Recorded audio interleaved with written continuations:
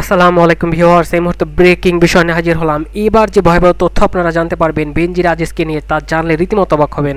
এই barrister Fuad, AB পার্টির নেতা, তিনি যে তথ্য দিলেন যে কেন তাকে বিদেশে যেতে এই সরকার সাহায্য করলো, যেখানে তার বিরুদ্ধে অর্থাৎ সকল ব্যাংক অ্যাকাউন্ট জব্দেরও নির্দেশ দেওয়া হয়, তবে ব্যাংক অ্যাকাউন্ট জব্দের আগে সকল টাকা গায়েব করে ফেলেছে, অর্থাৎ সরিয়ে ফেলেছে এই বেনজির। এবং তার পরপরই কীভাবে 26 তারিখেই তারা চলে গেলে সেই ফ্লাইটে অন্য দেশে, এ সকল জবাব চান এবং সেই সাথে তাকে কেন গ্রেফতার করা হচ্ছে না, তাদের এই সমাবেশ থেকে করা হুঁশিয়ারি বার্তা দেওয়া হয়। আজিজ বেনজির কি আসলেই গ্রেফতার হবে, এ সকল বিষয় নিয়ে ব্যারিস্টার ফুয়াদ কী বলছে এবং সেই সাথে তাদের নেতাকর্মীরাও কি তথ্য দিচ্ছে, সে সকল বিষয় নিয়ে এক্সক্লুসিভ একটি রিপোর্ট আপনাদের মাঝে তুলে ধরবো। অন্যদিকে গণ অধিকার পরিষদের নেতা আজকে একটি স্পষ্ট একটা বার্তা দিলেন, বাংলাদেশের আসল শত্রু এবং বন্ধু রাষ্ট্র কারা, এ সকল বিষয় তুলে ধরে ভারত কিভাবে এই দেশকে দখল করতে যাচ্ছে তারও এক্সক্লুসিভ কিছু তথ্য দেন, জানতে পারবেন এটা তার কাছ থেকে।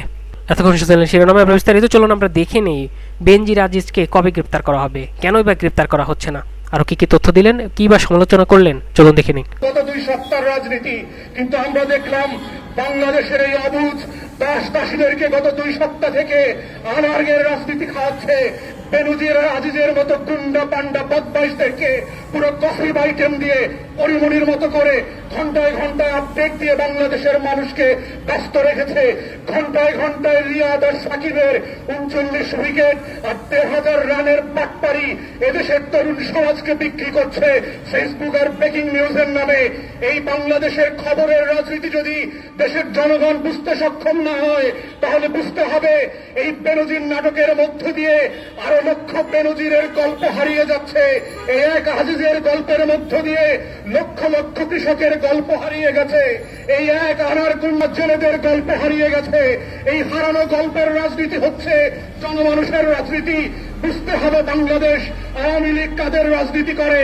আওয়ামী লীগ হচ্ছে গুন্ডা পান্ডার পেশাদের রাজনীতি করে, বেনজিরের রাজনীতি করে, আজিজের পক্ষের রাজনীতি করে, আনারের রাজনীতি করে। তারা কৃষকের রাজনীতি করে না, রিকশাওয়ালার রাজনীতি করে না, গরিব মেহনতি মানুষের রাজনীতি করে না।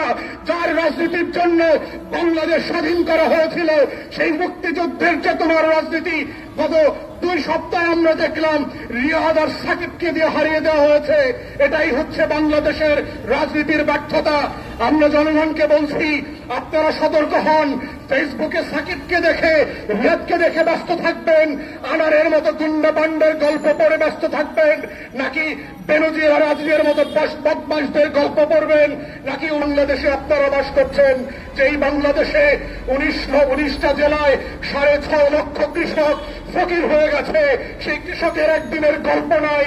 যেই লক্ষ লক্ষ মানুষ খের হারিয়ে রাস্তায় বসে গেছে, ব্যাংকের ঋণ শোধ করবার মতো টাকা নাই, তাদের কোনো গল্প নাই।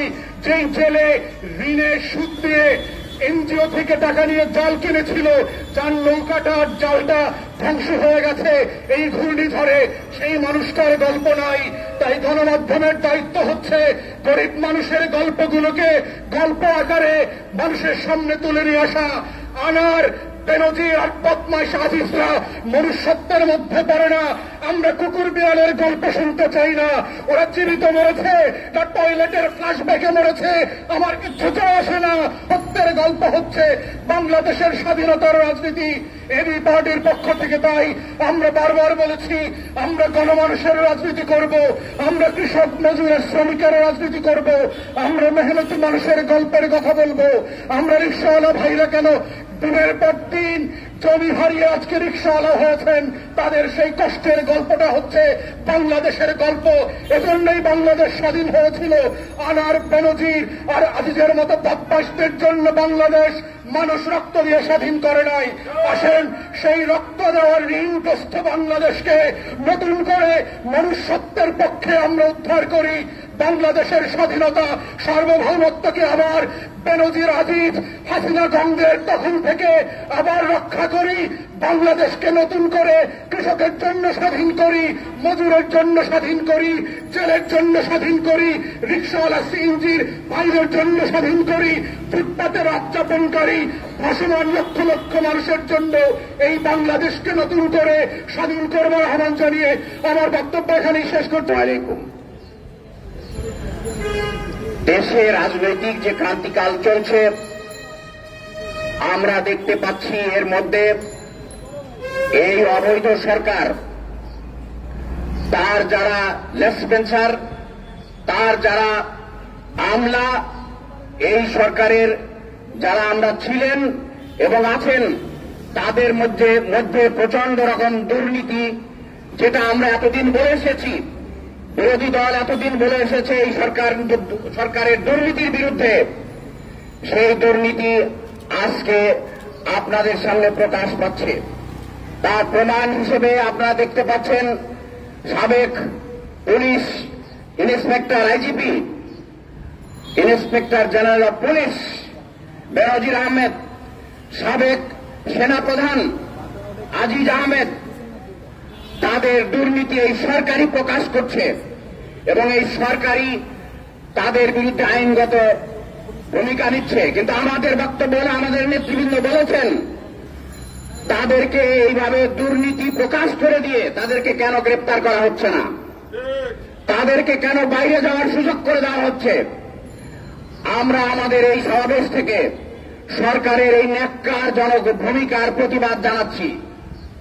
আমরা বলতে চাই, এই সরকারের তাহলে আসল কাজটা কি? আপনারা দুর্নীতি করবেন, যখন ক্ষমতায় থাকবেন তারপরে যে তার দায়িত্ব থেকে অব্যাহতি পাবে তাকে আপনারাই আবার খরচের খাতায় ঢুকিয়ে দেবেন, লুকিয়ে যেতে সাহায্য করবেন। এইটা তো কোনো সরকারের কাজ হতে পারে না।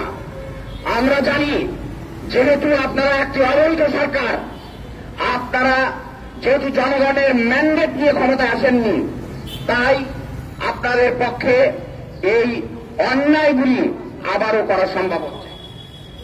এবং সবশেষে এবার তুলে ধরতে যাচ্ছে গণ অধিকার পরিষদের নেতার ভারতকে নিয়ে কাছে তথ্য। চলুন দেখে নিই তিনি কি তথ্য দিচ্ছেন। সাথে যে দেশগুলোর সীমান্ত আছে এর মধ্যে বাংলাদেশ একটি। বাংলাদেশকে তারা বলে বন্ধু রাষ্ট্র, আর শত্রু রাষ্ট্র কাকে বলে? চীন এবং পাকিস্তান। ভালো করে খেয়াল করবেন, শত্রু রাষ্ট্র হচ্ছে চীন এবং পাকিস্তান, বন্ধু রাষ্ট্র হচ্ছে বাংলাদেশ। কিন্তু পাকিস্তান সীমান্তে ভারত কিন্তু একটা মানুষকেও হত্যা করতে পারে না। পাকিস্তানে যদি একটা গুলি করে, পাকিস্তান 5টা গুলি করে। চায়না পারলে ভারতের বিভিন্ন জায়গা দখল করে ফেলে, লাদাখ থেকে শুরু করে সীমান্ত। আপনারা যদি একটু দেখেন ম্যাপটা, ভারতের ম্যাপটা, বাংলাদেশের ম্যাপটা, আমাদের স্বাধীনতা সার্বভৌমত্বের জন্য যেহেতু গুরুত্বপূর্ণ, একটু খেয়াল করবেন। জাস্ট ভারতের ম্যাপটা দেখবেন, বাংলাদেশের ম্যাপটা দেখবেন, পাকিস্তান চায়নার ম্যাপটা দেখবেন। তারা বলে শত্রু রাষ্ট্র, সেখানে কিচ্ছু করতে পারে না, কিন্তু বন্ধু রাষ্ট্র বলে। এই রমজান মাসে 5 জন নাগরিককে হত্যা করছে বাংলাদেশ, যেটা পৃথিবীর কোনো দেশের সীমান্তে নেই। তাহলে 1 নম্বর পয়েন্ট কি? সীমান্তে অন্যায়ভাবে নির্বিচারে বাংলাদেশের মানুষকে ভারত হত্যা করে। 2 নম্বর পয়েন্ট, আপনাদের গেঞ্জিতেও লেখা আছে, একটু পড়বেন প্লিজ। আমি বলছি যে আপনারা কি করেন, কি জন্য ভারতীয় পণ্য বর্জন করছেন, স্পষ্ট ধারণা থাকতে হবে। লেখা আছে 2য় পয়েন্ট, ভারত এবং বাংলাদেশের মধ্যে 54টা অভিন্ন নদী আছে। নদীর পানি আপনাদের এই খুলনা অঞ্চল থেকে শুরু করে বাংলাদেশে নদীমাতৃক দেশ বলি, সেখানেও নদী থেকে আমাদের বঞ্চিত করছে এই ভারত।